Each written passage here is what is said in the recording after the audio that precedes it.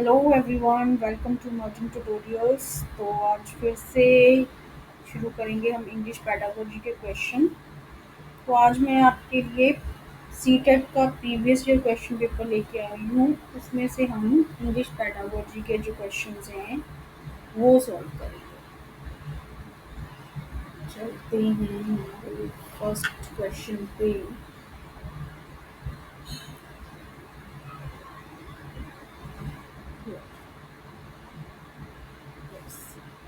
तो first question जो आज का है वो है हमारा on winning a trophy.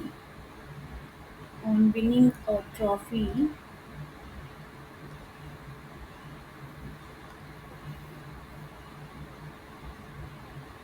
in a regional sports meet, the teacher is applauding the school cricket team caption captain captain आएगा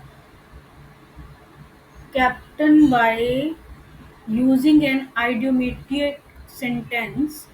My boys, you have added feather to your cap by this glorious victory. Using this statement, the teacher is applying which of the following principles of the teaching English as a second language?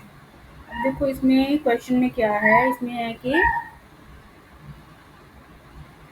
है कि जब regional sports meet में बच्चे trophy win करते हैं तो teacher जो है वो क्रिकेट टीम को ये कहते हुए अपलोड करती है, उनकी प्रशंसा तारीफ करती है, my boys you have added feather to your cap, कि तुम लोगों ने अपनी कैप में फेदर ऐड कर लिया है बाय दिस ग्लोरियस विक्ट्री। मतलब यहाँ पे वो मुहावरा यूज कर रही है, ईडियम यूज कर रही है।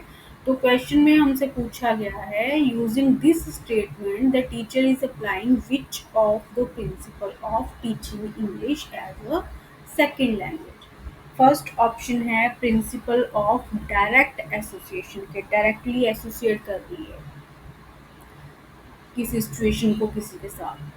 बी है principle of vocabulary control. Vocabulary control principle, इसमें क्या होता है प्रिंसिपल ऑफ वोकैबुलरी कंट्रोल में, कि जो आपकी वोकैब है उसको कैसे कंट्रोल्ड मैनर में एप्रोप्रिएट सिचुएशन में प्रैक्टिस करना है।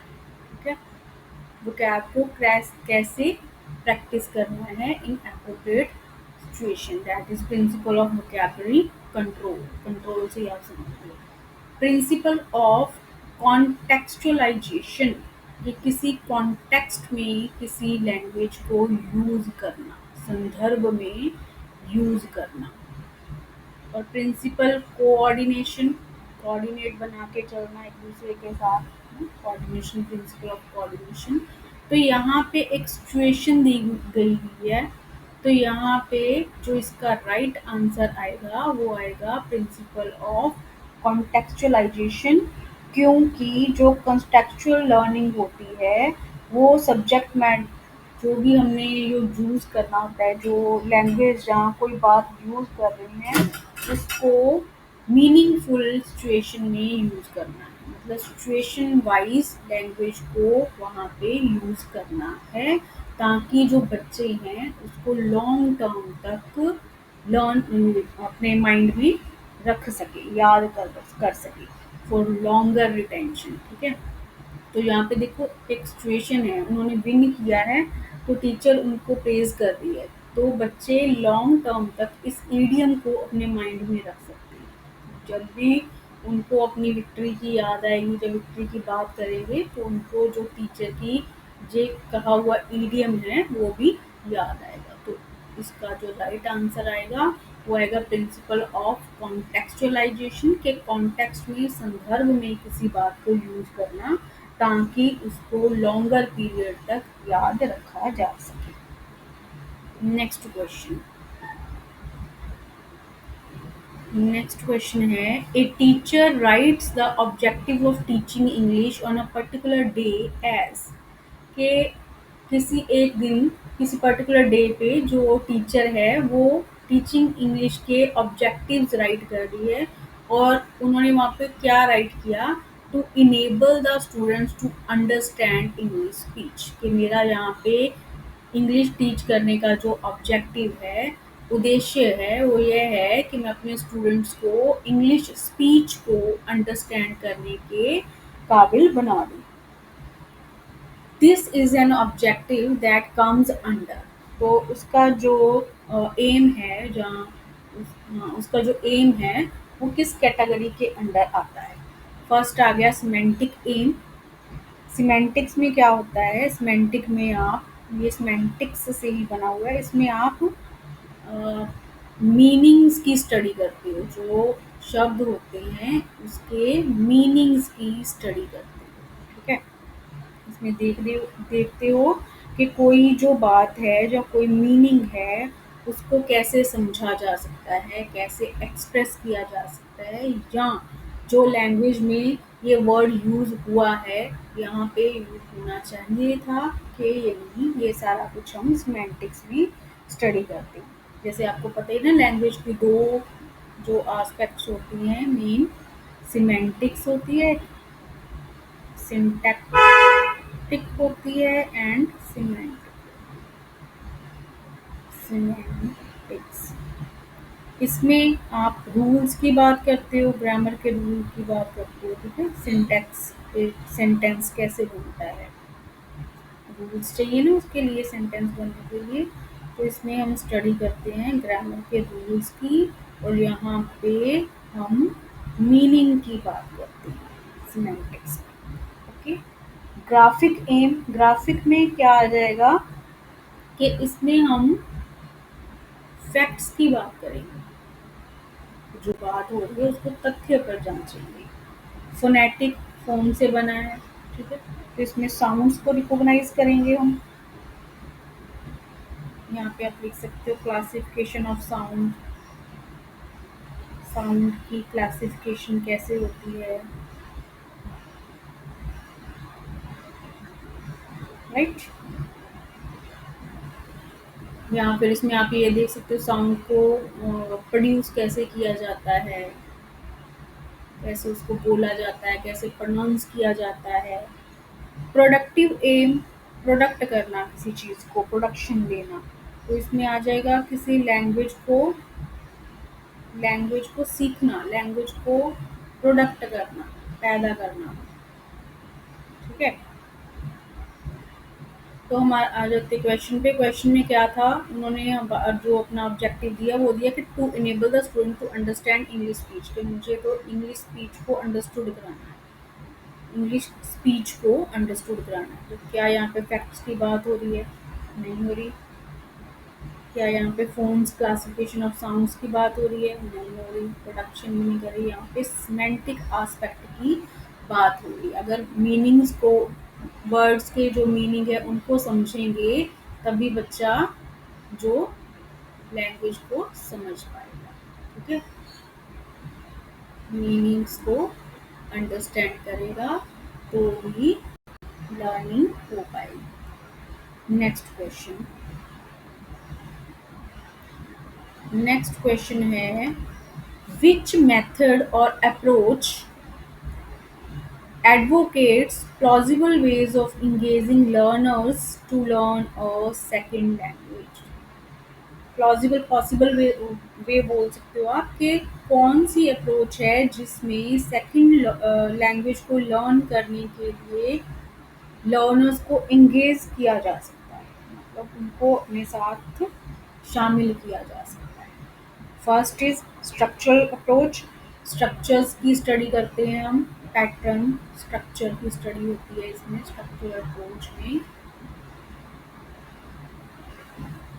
वही कि सेंटेंस कैसे बनता है, कितने पार्ट्स होते हैं, ये सब इसमें आ जाएगा। उसके बाद सेकंड ऑप्शन हमारा है इलेक्टिव अप्रोच। अब जो इलेक्टिव अप्रोच है, इसमें यूज ऑफ डिफरेंट टेक्निक्स, इसमें डिफरेंट डिफरेंट टेक्निक्स, मेथड्स का, स्ट्रेटजीज का यूज किया जाता है, ताकि बच्चे को जो आप पढ़ा रहे हो वो बेटर वे से समझ आ सके। और इसी में टेक्निक्स हम क्यों यूज करते हैं, ताकि हम लर्नर्स को इंगेज कर सकें, different type of techniques use करते हैं ताकि लर्नर्स का जो ध्यान है वो अपनी तरफ खींच सकते हैं। कंस्ट्रक्टिविज्म में क्या आ जाता है? कंस्ट्रक्टिविज्म, इसमें नॉलेज को कंस्ट्रक्ट किया जाता है, नॉलेज को कंस्ट्रक्ट किया जाता है। और ग्रामर ट्रांसलेशन मेथड में तो आपको पता ही है कि मदर टंग का यूज़ करके हम स्टडी कराते हैं ताकि बच्चे को इजीली समझ आ जाए, जैसा कि अभी हम लोग भी कर रहे हैं। तो इसमें से देखो, यहाँ पे इंगेज करना है, यहाँ पे लिखा ही हुआ ना, way of learning, engaging learner. तो किसमें इंगेज कर रहे हैं? इलेक्टिव अप्रोच में। ठीक है, इलेक्टिव अप्रोच को आप एक्लेक्टिक अप्रोच भी बोलते हैं, elective approach, right. Next question जो है, नेक्स्ट क्वेश्चन,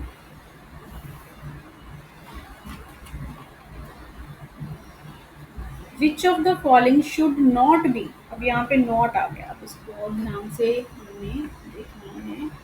यहाँ पे आ गया है not. Which of the following should not be understood by the principle of writing as representation of speech. Principle of writing as a representation of speech, के speech को represent करने के लिए प्रिंसिपल ऑफ राइटिंग में क्या नहीं आना चाहिए? तो सबसे पहले तो 4 स्किल्स होती हैं, आपको पता ही है, लैंग्वेज की स्किल्स होती हैं। लैंग्वेज स्किल्स कौन कौन सी होती हैं? Reading, writing, listening and speaking. ठीक है,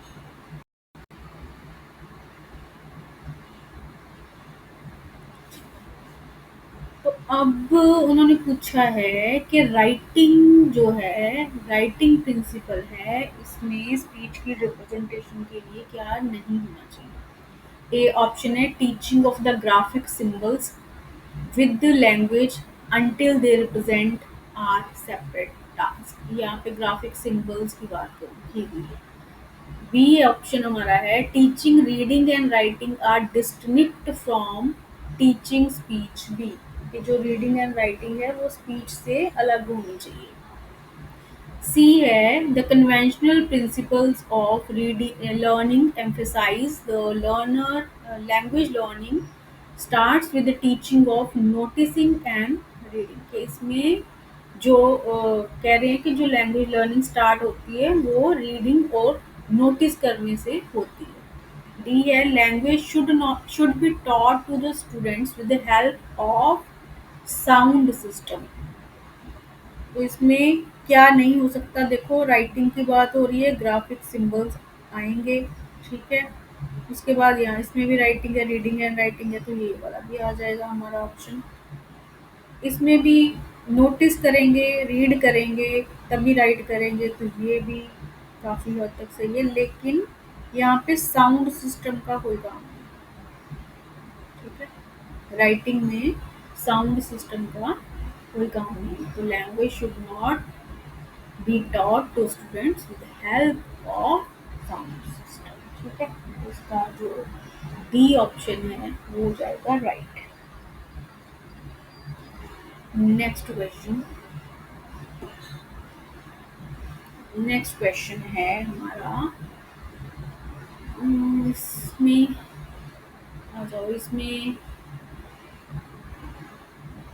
नरेशन दी गई है, नरेट किया गया किसी चीज़ को। Really Edison invented electric bulb, Columbus discovered America, but Kalidas created Shakuntala.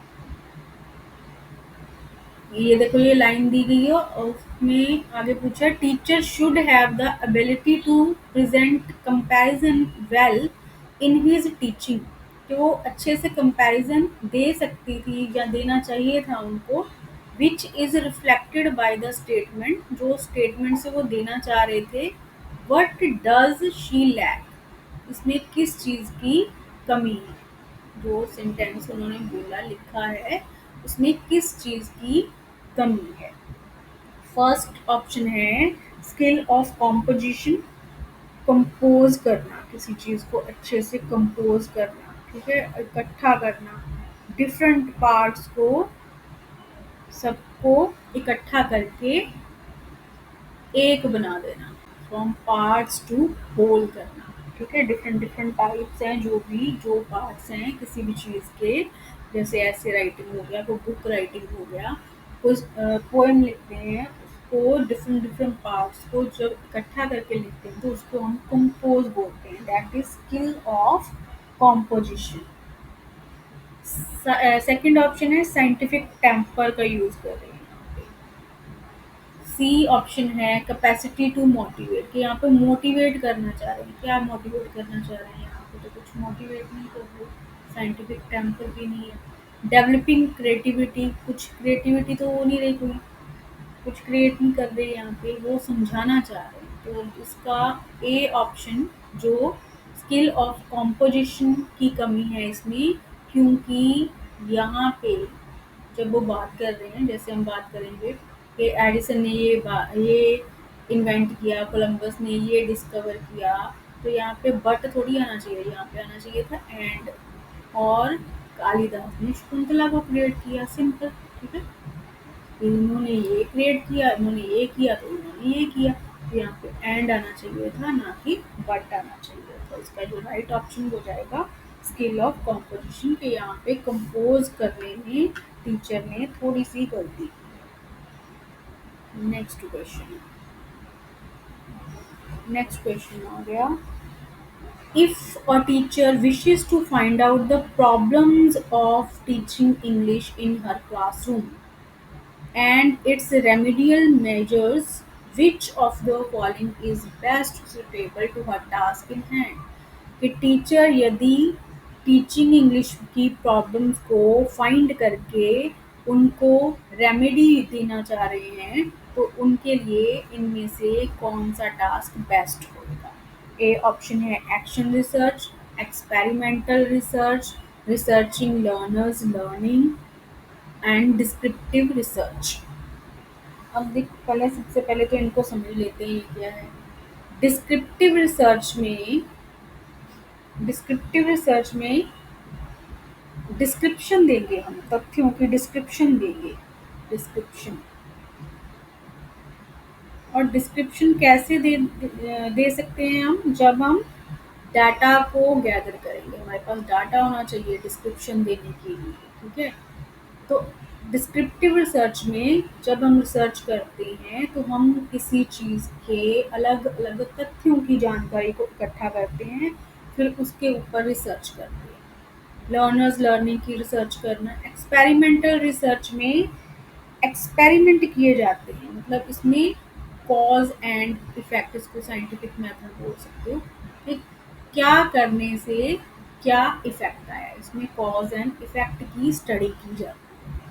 और एक्शन रिसर्च में हम पहले तो किसी प्रॉब्लम को फाइंड आउट करते हैं, कोई भी हो सकती है, वो टीचिंग के रिलेटेड, बच्चे को समझ नहीं आ रहा उसके रिलेटेड, मतलब, ठीक है। इसमें सबसे पहले हम प्रॉब्लम को फाइंड आउट करेंगे, फिर हम उसके कॉज देखेंगे,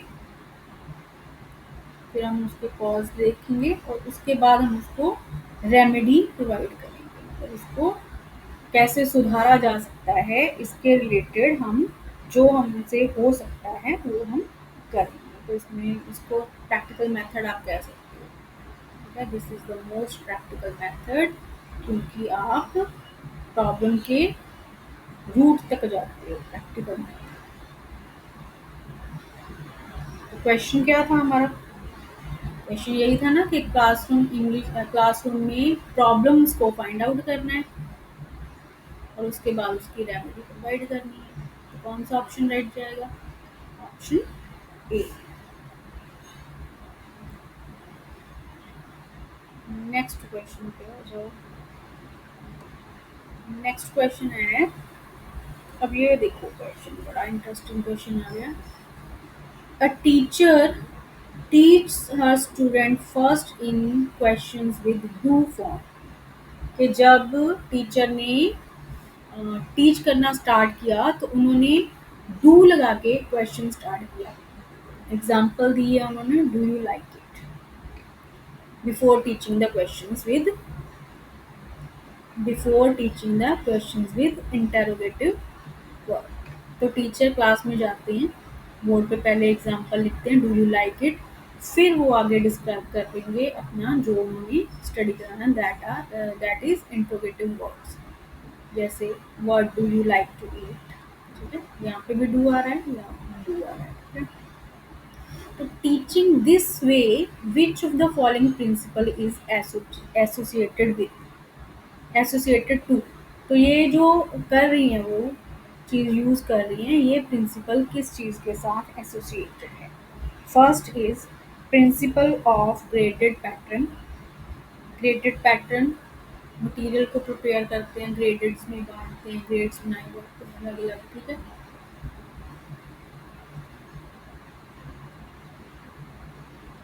principal of teaching the problems, problems की स्टडी कराना। Principle of patterns as habits, या फिर पैटर्न्स को एज अ हैबिट्स यहाँ पे यूज कर रहे हैं। यस, पैटर्न, पैटर्न को यूज करेंगे तो ड्रिल मेथड में आ जाएगा ना, ड्रिल मेथड में जब बार बार प्रैक्टिस करते हैं किसी चीज़ की तो उसकी हैबिट हो जाती है, ये ड्रिल मेथड में आ जाएगा। प्रिंसिपल ऑफ शेपिंग रिस्पॉन्स, या फिर ये भी ड्रिल में ही आ जाएगा, प्रिंसिपल ऑफ शेपिंग रिस्पॉन्स। तो यहाँ पे क्या हो रहा है, एक पैटर्न यूज कर रहे हैं, स्पेसिफिक पैटर्न यूज किया जा रहा है, यहाँ पे भी डू है, यहाँ पे भी डू है। तो इसका जो राइट ऑप्शन होने वाला है वो जाएगा प्रिंसिपल ऑफ ग्रेडेड पैटर्न, ठीक है। क्योंकि यहाँ पे कोई प्रॉब्लम की स्टडी तो नहीं हो रही है, ड्रिल मेथड भी नहीं यूज हो रहा, तो यहाँ पे हम ग्रेड्स लेके चल रहे हैं, पैटर्न लेके चल रहे हैं, डिफरेंट पैटर्न लेके चल रहे हैं जिसके अकॉर्डिंग हम स्टडी कर रहे हैं। नेक्स्ट क्वेश्चन है स्किल ऑफ एक्सप्रेशन, एक्सप्रेस करने की स्किल, खुद को एक्सप्रेस करने की स्किल, और प्रोडक्टिव स्किल्स, जहाँ फिर जिसको प्रोडक्टिव स्किल बोलते हैं, प्रोडक्टिव में हम प्रोडक्ट करते हैं ना, किसी चीज़ को प्रोड्यूस करते हैं। इसमें क्या क्या आता है कि जो स्किल ऑफ एक्सप्रेशन है और प्रोडक्टिव स्किल्स हैं, इसमें क्या क्या आता है। जब मैंने आपको पहले बताया है कि 4 स्किल्स होती हैं हमारे, listening, reading, writing and speaking.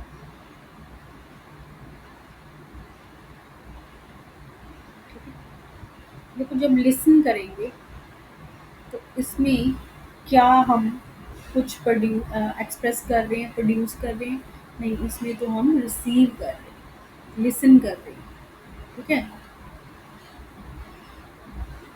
इसमें हम, हाँ, रिसीव कर रहे हैं। और जब हम रीड कर रहे हैं, रीड में हम क्या कर रहे हैं,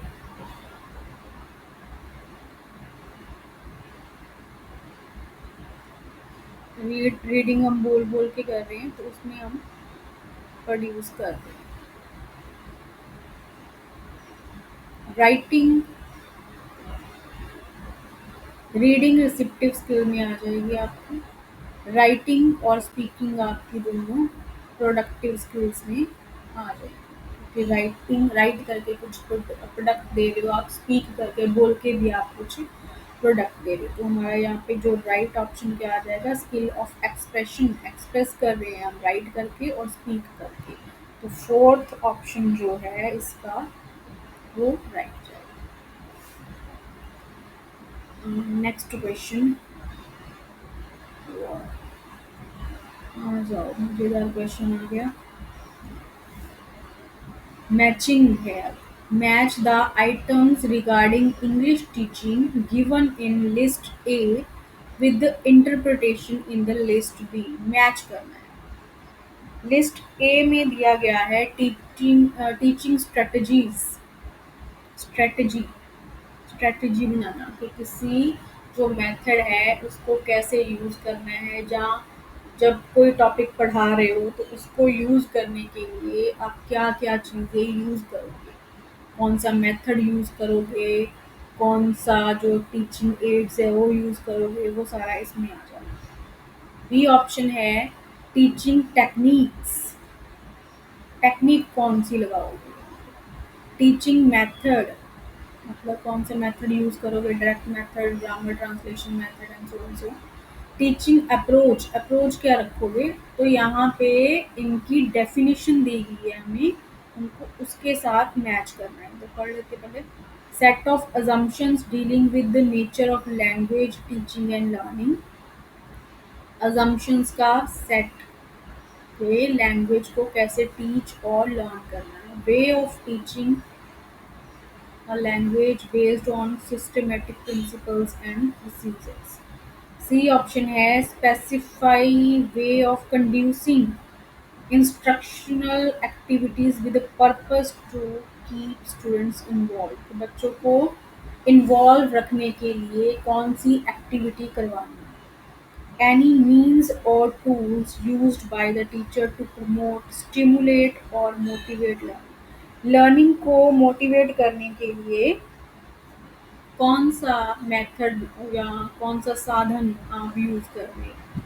तो देखो, जो स्ट्रेटजी में आ जाएगा, स्ट्रेटजी तो यही हो जाएगा ना कि कौन सा मेथड यूज़ करेंगे, कौन सा टूल यूज़ करेंगे। ठीक है, तो ए का जो राइट ऑप्शन जाएगा, यहाँ पे लिख लेते हैं। ए का जाएगा डी। टेक्निक में आ गया, टेक्निक में एक्टिविटीज आ जाएंगी। बी का आ जाएगा सी। अप्रोच में आपका मेथड हो जाएगा सेट ऑफ assumption।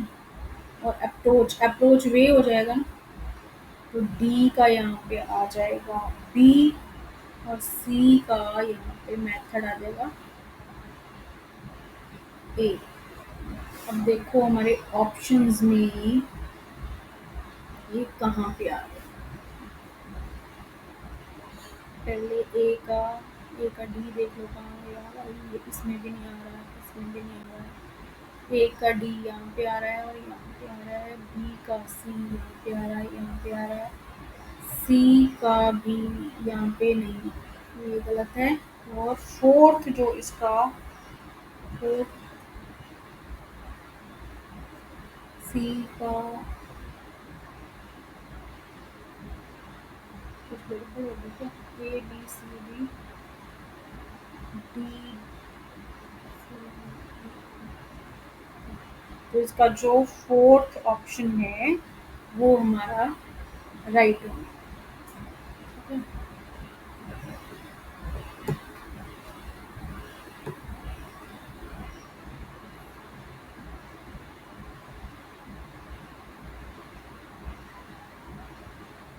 यस। तो फोर्थ ऑप्शन इसका जो यहाँ पे राइट ऑप्शन जाएगा। नेक्स्ट क्वेश्चन है, एक बार इस क्वेश्चन में एक बार फिर से देख लेते हैं। स्ट्रेटजी तो तरीके हो गए, मीन्स हो गया, ए का डी हो गया, टेक्निक्स, टेक्निक यस, ये हो गया टेक्निक हमारा, ये भी ठीक है। सी मेथड, मेथड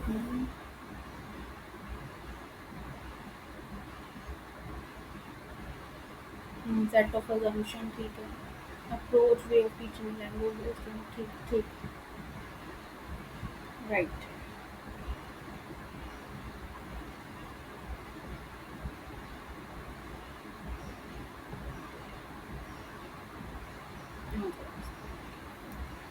इसमें क्या है, क्वेश्चन है हमारा, read the following and choose the correct alternative.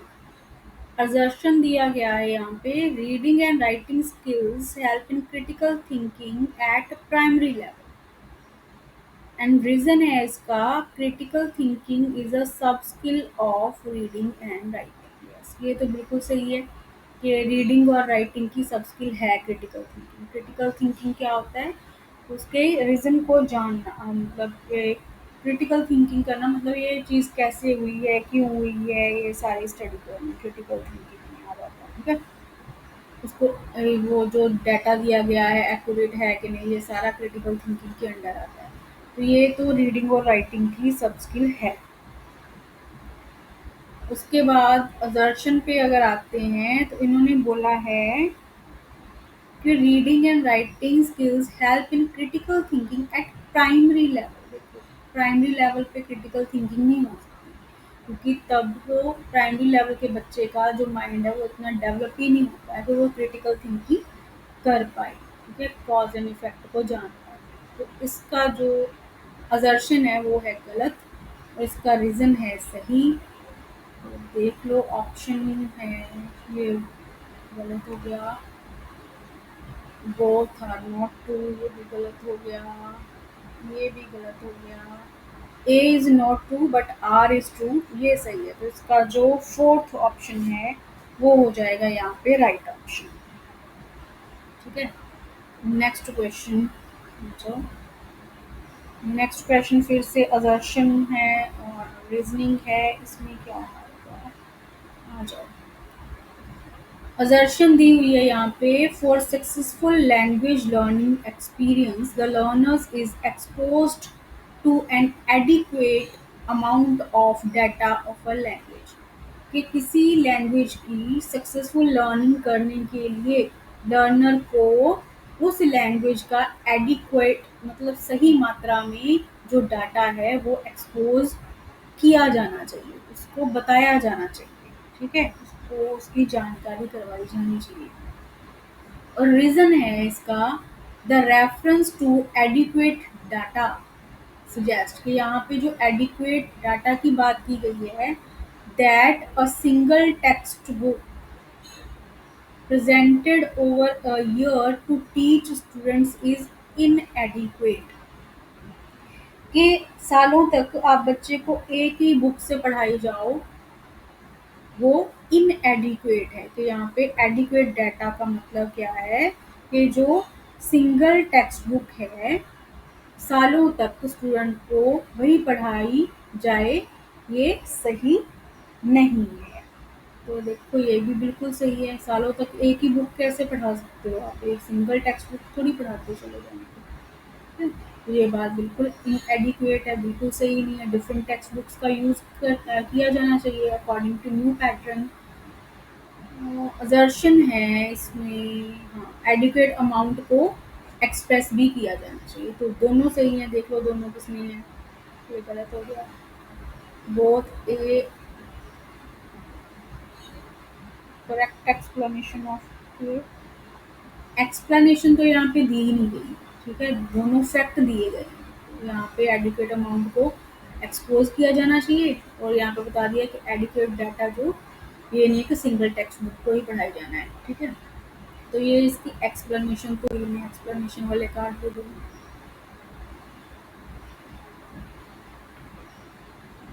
A is not true but R is true.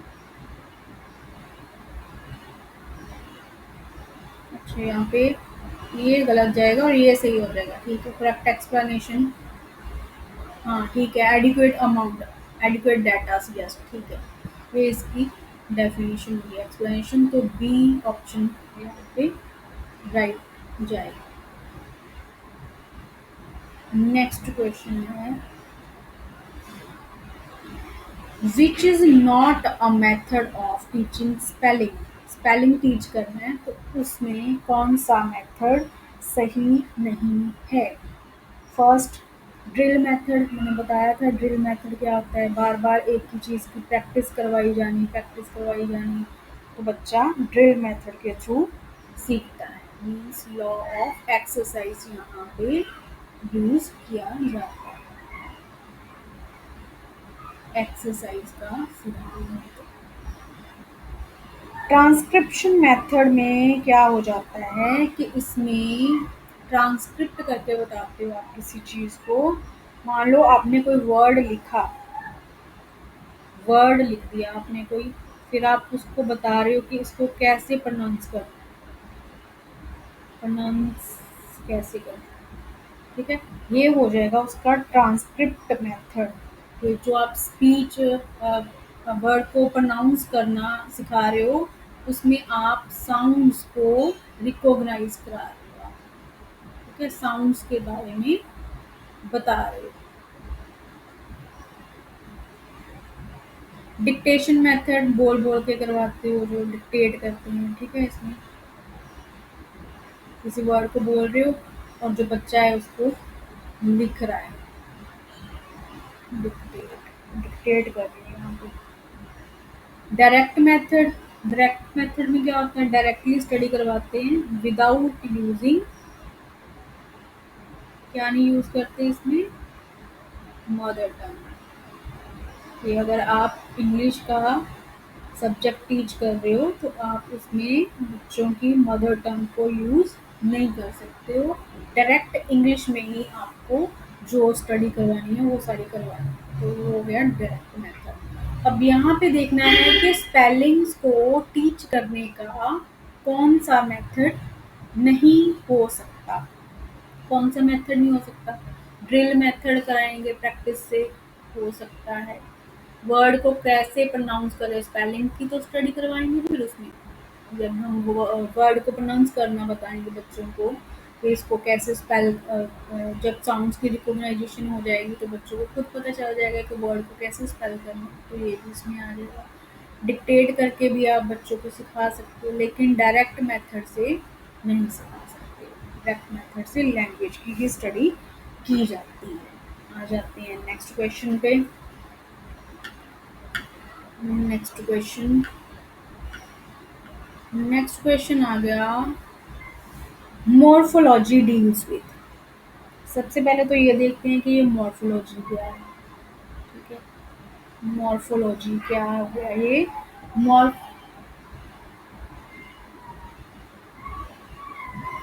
Morphology मतलब वर्ड्स को कैसे फॉर्म करते हो, वर्ड्स को कैसे फॉर्म करते हो, वर्ड फॉर्मेशन की जो स्टडी होती है उसको मॉर्फोलॉजी बोलते हैं। दो तरह के, मेनली दो तरह के होते हैं, फ्री एंड बाउंड। फ्री में आप कोई भी किसी के साथ यूज़ कर सकते हो, बाउंड में जैसे प्रोफिक्स और सुफिक्स हम यूज़ करते हैं वो इसमें आ जाता है। ठीक है, तो मॉर्फोलॉजी क्या होता है, morphology is the structure of words और it's a formation of sentences, patterns of parts of speech, या फिर डिड्यूसिंग मीनिंग्स फ्रॉम वर्ड। यहाँ पे हमने वर्ड को फॉर्म करना है, उनसे मीनिंग नहीं हम निकाल रहे, तो ये ऑप्शन कट जाएगा। पार्ट्स ऑफ स्पीच की भी बात नहीं हो रही, पार्ट्स ऑफ स्पीच में आपको पता ही है noun pronoun verb adjective and so on आ जाता है सारा। सेंटेंस की भी बात नहीं हो रही, ओनली वर्ड की बात हो रही है, तो ये भी नहीं आएगा। तो राइट ऑप्शन क्या हो जाएगा, स्ट्रक्चर ऑफ वर्ड्स के मॉर्फोलॉजी जो है वो वर्ड्स के स्ट्रक्चर की स्टडी है। नेक्स्ट क्वेश्चन, नेक्स्ट क्वेश्चन है, विच of the following is not true about the disadvantage of direct method of teaching. कि टीचिंग मेथड फटाफट से कर लेते हैं, टाइम कम बच रहा है मेरे पास। तो डायरेक्ट मेथड टीच करने का जो डिसएडवांटेज है उसके बारे में क्या सही नहीं है। ए ऑप्शन है, it neglects reading and writing as it gives much emphasize on speaking. इसमें रीडिंग और राइटिंग को निग्लेक्ट किया जाता है और जो पूरा फोकस है वो स्पीकिंग पे कर दिया जाता है। बी ऑप्शन है, grammar is taught inductively so it is quite difficult to put into practice. के सीधे तरीके से आप ग्रामर सिखा रहे हो तो उसको प्रैक्टिस में लाना बच्चों को थोड़ा सा डिफिकल्ट हो जाता है। It requires ample use of audio visual aids which are not available in every school. के इसमें ऑडियो विजुअल, देखो डायरेक्ट मेथड में पढ़ा रहे हो इंग्लिश को, इंग्लिश में पढ़ा रहे हो तो उसमें ऑडियो विजुअल एड्स का यूज़ करना पड़ता है ताकि बच्चे को ईजिली समझ आ जाए, जो कि पूरे हर स्कूल में नहीं होती। डी ऑप्शन है student don't acquire good pronunciation skill and knowledge of phonetics, के बच्चों को फोनेटिक्स में के बारे में मतलब साउंड्स के बारे में नॉलेज नहीं होती और उनकी जो प्रोनाउंसिएशन स्किल्स हैं वो बेटर नहीं हो पाती। तो आपको क्या लगता है इसका जो राइट ऑप्शन होने वाला वो क्या होना चाहिए? डायरेक्ट मेथड का डिसएडवांटेज क्या नहीं है? देखो, रीडिंग एंड राइटिंग निग्लेक्ट होती है, ग्रामर इज टॉट इंड्यूसिवली ये भी होती है, ample use of audio visual ये भी इसका जो डिसएडवांटेज है। लेकिन ये नहीं है कि स्टूडेंट गुड प्रोनाउंसिएशन एक्वायर ही नहीं कर पाते, ठीक है, कर पाते हैं, डायरेक्टली डायरेक्टली टीच करते हैं हम वर्ड, बच्चे सुन सुन के सीख लेते हैं, उनको फोन्स की नॉलेज भी दी जाती है, साउंड को कैसे प्रोनाउंस किया जाता है ये बाकायदा बताया जाता है। तो इसका जो फोर्थ ऑप्शन है वो मेरे हिसाब से बिल्कुल राइट जाना चाहिए। तो चलते हैं आज के लास्ट क्वेश्चन की तरफ, फटाफट से इसको भी करते हैं। इसमें है what is not true about wastes new method of teaching English. अब जो पहले हम ऑप्शन रीड कर लेते हैं, फिर मैं आपको वेस्ट की जो थ्योरी है उसके बारे में बताती हूँ। ए ऑप्शन है लेड मोर एम्फेसाइज ऑन, पहले आपको वेस्ट के मेथड के बारे में ही बता देती हूँ। यहाँ पे जो वेस्ट, इनका जो पूरा नेम है वो है Michael Philip West, Michael Philip West. तो इन्होंने क्या मेथड दिया था कि जो रीडर्स हैं उनको वोकैब को बहुत अच्छे तरीके से अपनी जो मदर टंग है, नेटिव लैंग्वेज है, उसमें यूज करना चाहिए, ठीक है, मदर टंग, कि जो आपकी वोकैबलरी है उसको आप जुडिशियली अच्छे तरीके से यूज करो। मेनली उन्होंने ये मेथड जो दिया था वो दिया था डायरेक्ट मेथड के अगेंस्ट, क्योंकि डायरेक्ट मेथड में तो मदर टंग का यूज किया ही नहीं जाता। तो ये थोड़ा सा उसके अगेंस्ट जाके उन्होंने ये न्यू मेथड हमें इंट्रोड्यूस करवाया था। तो इसमें उन्होंने फोकस किया है मेनली रीडिंग स्किल्स के ऊपर, रीडिंग स्किल्स के ऊपर, रीडिंग स्किल्स के ऊपर, मतलब वो कहना चाहते थे कि जो बच्चा साइलेंट रीडिंग करता है वो लैंग्वेज में फ्लुएंसी ला सकता है, मतलब वो परिपक्व हो जाता है, उसमें निपुणता आ जाती है बच्चे की जब वो साइलेंट रीडिंग करता है, और फिर उसमें वो जब उसको उसमें प्रोफिशिएंसी प्राप्त हो जाएगी, वो निपुण हो जाएगा, वर्ड्स को रिकॉग्नाइज कर लेगा अच्छे से, तो इजीली उसको अपनी लैंग्वेज में वो यूज़ कर सकता है। ये था बेस्ट का जो new method of teaching English है, ठीक है। उन्होंने, हाँ जी आ जाओ, अभी ए ऑप्शन है he laid more emphasize on reading skills particular for Indian children. देखो, रीडिंग स्किल्स की बात होगी, हाँ एम्फेसाइज दिया है रीडिंग स्किल्स पे उन्होंने। Children can improve their language by reading printed English material, या ये भी है, उन्होंने रीडिंग प्रिंटेड मटेरियल की भी बात की है कि जो नॉन इंग्लिश स्टूडेंट हैं उनको आप प्रिंटेड इंग्लिश मटेरियल दो, उनको दिखाओ ताकि उनको वो अच्छे से उनके दिमाग में बैठ जाए वो चीज़। He was against teaching formal grammar, या ये भी ठीक है, बिल्कुल वो टीचिंग ग्रामर के अगेंस्ट थे। तो ऑप्शन 4 ही बचा हमारे पास। A large vocabulary and command on idioms and phrases is highly appreciated। ये तो उन्होंने बोला ही नहीं कि vocab और idiom phrases पे अच्छा कंट्रोल होना चाहिए। तो ये हमारा फोर्थ ऑप्शन ही बिल्कुल राइट जाएगा यहाँ पे। तो यहीं पे करते हैं हम आज की वीडियो को ख़त्म, कर लेके आएंगे के लिए और न्यू क्वेश्चंस। तब तक के लिए bye bye, take care. Video अच्छी लगी लाइक एंड शेयर करें,